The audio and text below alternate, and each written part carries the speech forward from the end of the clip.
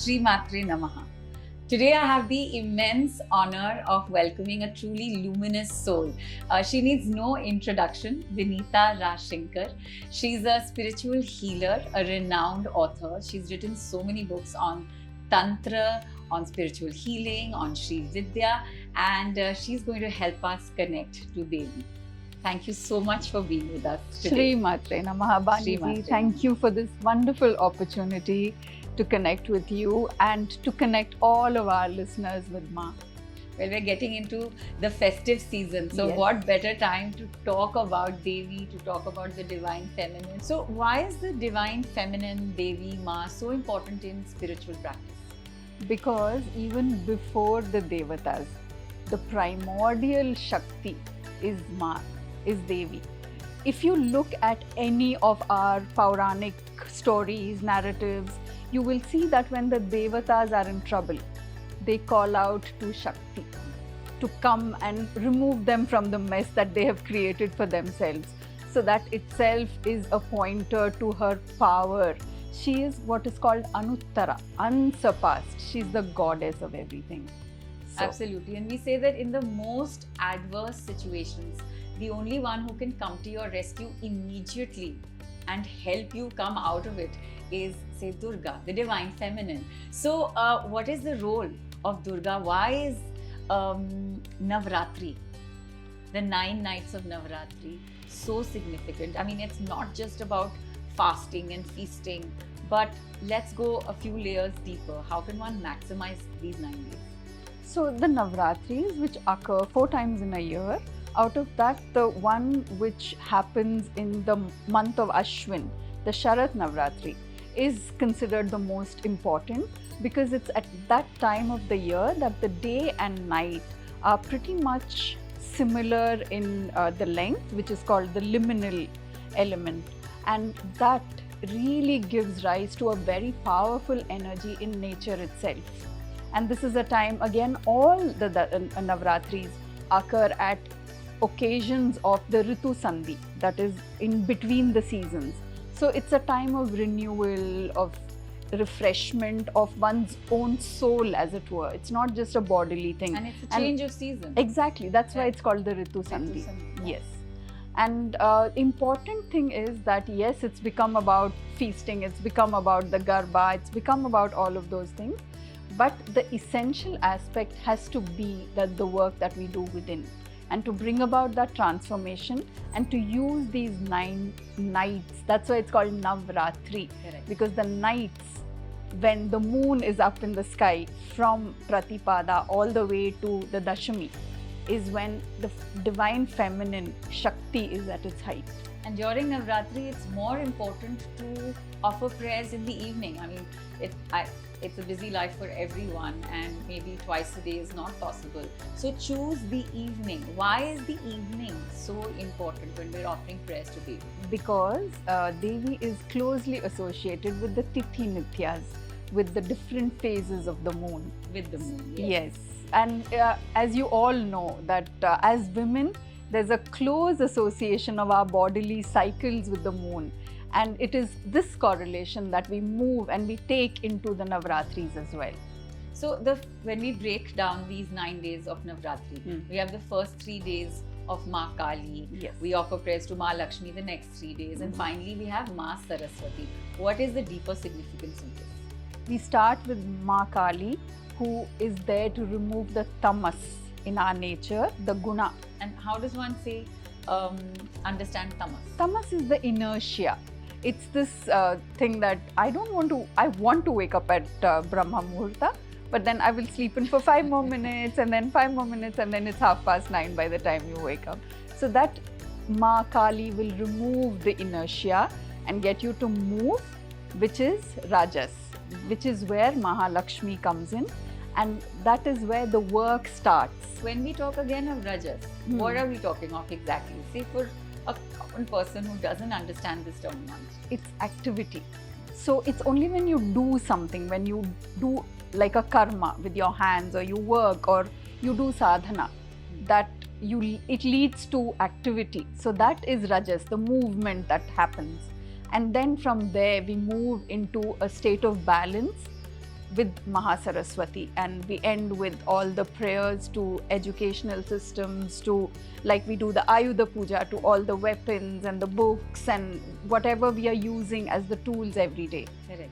So it's the movement from tamas to sattva that Navratri marks. So, say for a beginner, you're feeling drawn to Devi, you're feeling drawn to Shakti. What can we do in these 9 days? Just a basic daily ritual or prayer. Is it important to fast? Can we do without fasting? What's one prayer we can do? And how does one make a bond with her? The fasting is not necessary, but it helps because it takes your focus off your everyday routine. Because the moment you take the focus off the food, then it gives you so much more time to perhaps engage in sadhana, to engage in prayer.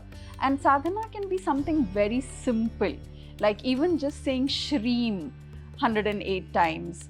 And Shreem is a very auspicious bija mantra. So, and it doesn't need initiation. So that's a wonderful mantra to start with for anyone who's seeking Devi. And it also brings in a lot of abundance. It's serving the purpose of, in a way, escalating and improving your own lifestyle, which then makes more time for sadhana. When it comes to Devi Puja, one has seen such elaborate rituals. How important are these rituals? And again, if we have to keep it very basic, what are the essentials? Yeah, of course, the rituals can be as elaborate as you want them to be. You can even do the Chandi Homa at this time. It's very powerful and auspicious. But even just a small reading from the Devi Mahatmya, for example, every day perhaps even just one verse, or just chanting the Siddha Kunjika Stotram, or listening to it, or inviting someone who can chant it. These are all things which are very practical, very doable, and some things which really bring about a change in the environment and help everyone grow with us and help everyone evolve spiritually with us. So, say I have to set up an altar. What would be the most inviting one for Devi? I would say have some kind of yantra, because of course there are lots of Devi yantras, but the Shri yantra is the most auspicious, because then what happens is you're moving away from the idols into more of the area of sacred geometry, which works for everyone. And it's more democratic in a way, if you know what I mean, that some people may not be keen on keeping some idols. But if you're keen on it, sure. But otherwise, the Shri Yantra is beautiful in some form or the other. So, explain what the Shri Yantra is, because yantras are very central to sadhana. They are sacred geometrical patterns. But explain why yantras are important and why is the Shri Yantra seen as one of the most powerful yantras? Okay, so when we look at how to connect with Devi, with the source, there are 3 ways of doing it. One is we make the image in our likeness, anthropomorphize the image and make it look human, which is to see Ma Durga or Ma Lakshmi as human forms. That's one way of approaching them. That's how we've simplified it. And the second way is by using sacred geometry. And sacred geometry is something which does not need language, it does not need words. It just connects at the level of consciousness. And the third way of doing it is via mantra. So you have the murti, then the yantra and the mantra.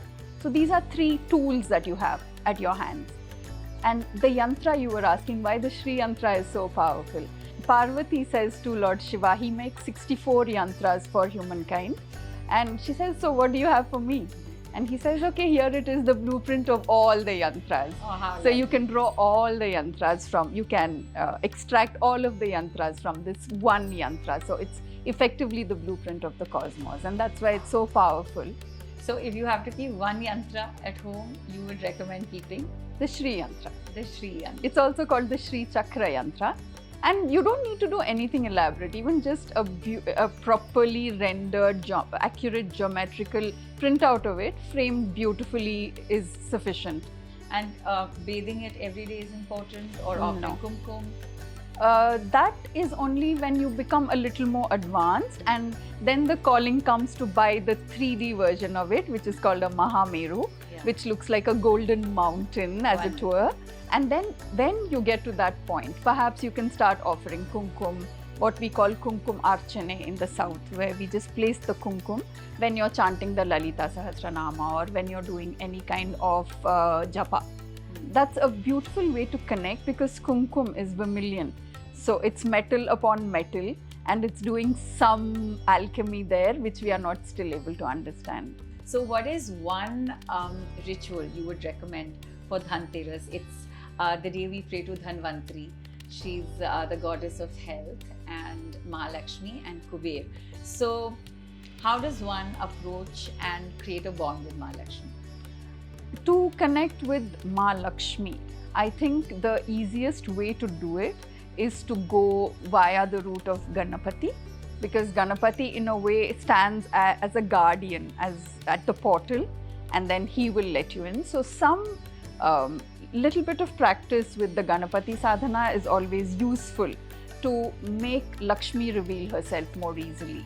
And one ritual I would say, if you are, in my opinion, which is simple, which everyone can follow, is to just meditate upon whichever is your Kula Devi or your Ishta Devi or Devata, because they are the ones who eventually connect you with the source. Diwali is not just a one-day festival, it's a 5-day festival.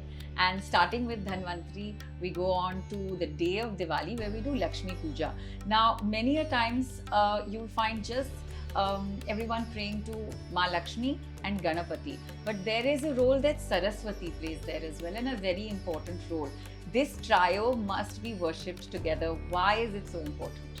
Because in Sanatana, we say Asatoma Sadgamaya, Tamasoma Jyotirgamaya. That movement from darkness to light can only come with Ma Saraswati. You cannot even approach Ma Kali, who is the primordial mother, without Ma Saraswati, because without Vidya, how will you move forward? You wouldn't know how to do it. So that's why Ma Saraswati is so crucial, because she is the one who gives us the knowledge, the jnana, and that is perhaps the most important thing. It's what brings light into our lives. So if we have to go with this sequence, we start with Ganapati, Yes. then Ma Lakshmi, Yes. and then finally Ma Saraswati. So between the two Devis, what are different things that we can offer, and the significance of lighting a diya? The fact that you're lighting the diya is an indication that something within you is also getting lit, and that's an external expression of what's happening within. And it's so beautiful, come to think of it. And it's not only in our tradition, even when you go to church, you light a candle, and it's across traditions, across cultures, something which everyone resonates with at the level of consciousness itself. And the trio, so important to have a trio whenever we're offering prayers to the divine. So on Diwali, the trio of Ganapati, Ma Lakshmi and Ma Saraswati is key. Many people don't know what mantra to chant. What should we do? Everyone understands the aarti, and that's where they kind of just leave it. But if we have to go through 3 steps, Okay. then what should these steps be? I would say try to learn the Sri Suktam, because it's from the Rig Veda, which is one of the oldest Vedas, and it is so utterly beautiful. The mellifluousness of that Vedic hymn can bring immense abundance into people's life. And the other part of that is also the Kanakadhara Stotram, which was written by Adi Shankaracharya. There's a beautiful story.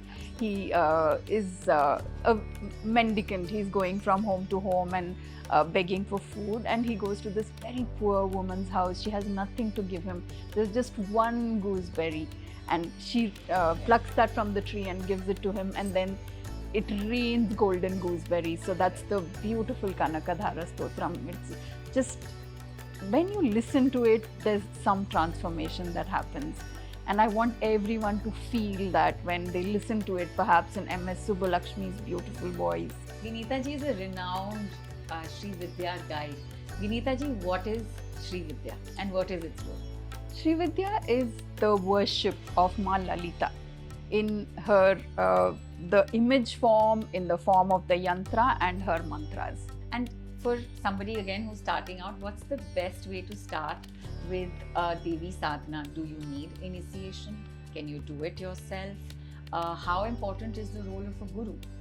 To begin with, initially, we have what are called prasiddha mantras, which don't need initiation.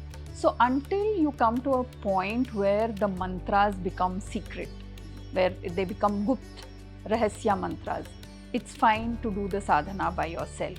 At that time, the guru will show himself or herself and So beautiful. take you forward in your path. To actually have that faith that the guru will appear when it is your time. It may not even be in human form, it could be your own Atma telling you something. So that's Atma Guru. Or Dakshinamurti, Shiva himself will descend in some way and perhaps guide you in ways which are unfathomable. Have you had such experiences? Please do share. I am self-taught to a large extent up until I came to the Panchadashi mantra, which is perhaps the pinnacle of Sri Vidya Sadhana. I didn't have a physical guru, and then I only for Panchadashi I took it from a guru, and then my study has been on my own. So I'm an example, a living example of someone who's done all of this without taking away the credit from anyone. I think I was guided by Ma herself. Many people find it difficult to relate to rituals, can't do mantras or pujas. What is something you'd advise to them in terms of how they behave and they're still interested in connecting with Devi? Baniji, I am one of those people who cannot relate to the rituals because in the Lalita Sahasranama we are told Antarmukha Samaradhya Bahirmukha Sudurlabha, which means do the inside work, don't bother about what's on the outside. But I see your point. If you really truly want to connect with Ma, be a woman of your own worth first, okay? Accept whoever you are in whatever shape or size or color you are, and then also give that same respect to every being on the planet, particularly towards other women, because the patriarchy is not pushed forward so much by men as it is by women. Absolutely. So be that good woman, bring up another woman with you, because the punya that you get from that, there is no other thing which can connect you greater with the source, with Devi, than that. So just like we all have our personal preferences when it comes to food or any fragrance, so does Devi. So which are the top 5 things that you can offer to Devi that will help you bond with her and make a relationship with her? So first of all, I think we have to make ourselves into the Devi that we want to see in our Devi. That becomes very essential. So we take care of ourselves, of our physical health, our mental health, our spiritual well-being. I think that pleases Devi more than anything else. And then also again to ensure that our house help, the people who work with us are always taken care of with love, and not just out of a sense of commitment, but simply because they're humans and they're beings, right? And in Sanatana, that's what it is, that consciousness pervades everything, even a rock, even a stone, even a plant. So have that compassion towards everything. It's not that you're spiritual in your puja room and then you come out and you treat a dog badly or a cow badly, because then Ma is not going to be pleased, because they're all her creations. And coming to things like, yes, perfumes and flowers, and just be in an environment which is beautiful and which elevates your own spirit. Because when your spirit is elevated, your frequency is higher, and you will, that is what Ma resonates with. The source resonates with the beauty that surrounds you. Yeah, I mean, during Lakshmi Puja, we all clean our homes and rearrange things. It's so important to do that, to change the energy around in your space. Putting out lotus flowers, for instance, right? Yes. And fragrance in your home. And jasmine, and yeah, the food, the sweets. It's what brings the mithas into your life. It's Absolutely. So all important. of those Flowers things. and meetha. Right. So important to invite Devi and any good energy in your life and in your space. But I wanted to talk about lighting a diya to Devi. There's so much talk about it should be domukhi or it should be a single wick. What is the type of diya that one should offer Devi? Personally, because I come from the south, I believe that the best diya is a silver one with a single wick, but with ghee or with sesame oil, because what it does from a scientific perspective is it changes the ions in the air and makes it all positive for us and for all the beings in the vicinity.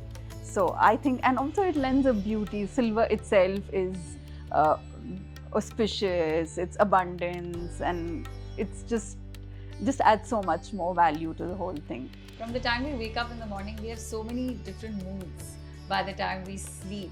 And Devi is no different. She has so many different forms. In North India, Ma Vaishno Devi is so popular. In the East, you have Ma Kamakhya. What is the difference between these various forms? Why are they there? And what's essentially the difference in their moods that leads to this manifestation? And might I add that in the south we have Meenakshi and Kamakshi, and then of course in Varanasi we have her also in the form of Vishalakshi. So all of these are they show her playfulness in many ways. We take life too seriously. Ma takes life really coolly. She's like, I'm here to play and I'm here to watch all of you play. And I think that's the one essential message, whether it's the seriousness of the yatra that you undertake to go to Vaishno Devi. Everyone knows it's a difficult, arduous trek. Ma Kamakhya is not easy to access. Many people cannot handle the bali and all of the things which happen in the temple. And the south is different in the sense that Sannidhi, the energy there is different. So each temple has a different feel to it and gives us an insight into what you rightly said, that Ma and her various myriad manifestations are magical and in every shape and form. And connect with whoever you wish to, Yes. at whatever place you are in your life, True. whichever mood Yes. you are at. And if you don't want to go to a temple, that's perfectly fine as well. Just connect with her in your own Hridaya Guha, because that's where she's seated. If we understand that Aham Brahmasmi or Tattvamasi, that's all there is to it. Diwali Puja is all about Lakshmi Puja, and we say that Lakshmi is always on her toes. She's ready to run out and she can slip away very easily. What does that mean, and why is she in such a hurry to leave us sometimes? Because that's the nature. She's to use, I think the word is Chanchal. when she finds something which is not good, not in her interest, or something which she does not relate to, she can quickly turn around. That's the reason why we have to be on our toes all the time, because when Lakshmi turns around, our Lakshmi steps in, and that's what we have to be so careful about. That's why we say Lakshmi itni chanchal hai. She can just run away so quickly. Right. So In the blink of an eye. Absolutely. So again, that humility is so important. The Don't let it get to your head. The humility and the fact that you have to keep working at it. It's not that you do a sadhana once, you acquire a degree of Nirvikalpa Samadhi, or you get a glimpse into the source and then you move back, because it's work in progress. You always have to keep at it until the point comes where you become an enlightened master, if we are meant to in this lifetime. Yes. So I think the message is that it's not something you take lightly, and it's always going to be that the sadhana has to be predominantly at the front of your mind. And she's probably just symbolically telling us to always be on our toes, not get complacent, Yes. and keep that purity in our thought, in our action, which is key. True. Because she will only वो वास वहीं करेंगी जहाँ पे ये सब है. True. That Where guna there's is there. purity, where there's beauty, where there's humility. When we offer prayers to Devi, especially women, it's very important to do shringar, you know, wear colors that are bright like red and pink. What is the significance of that? Why is it so important? Because these colors enhance our Indian complexion and bring out the Devi in us. And when Ma sees that we are mirroring her, it gives her immense joy. And Shringar is also a way of self-care if you look at it. It's making the best of ourselves. Whatever Ma has given us, we are just enhancing it and then giving it back to her. Thank you so much, Vinita ji. This has been so enlightening, and I know that our viewers are really going to benefit. Thank from you so much, Thank you Vani ji. so It's been much. such a pleasure to come here and be with you, and I just feel so utterly fulfilled in my heart. May Ma bless us all. Wishing you an abundance of all things enriching. Shri Matre. Shri Matre Namaha. Thank you all for watching this episode. I hope that it was able to answer many of your questions about Devi Sadhana, how to approach Devi, how to bond with Devi. And if you have any comments or any questions, we've got a comment section below. Please do write in to us. We'd love to hear from you. Om Shri Matre Namaha.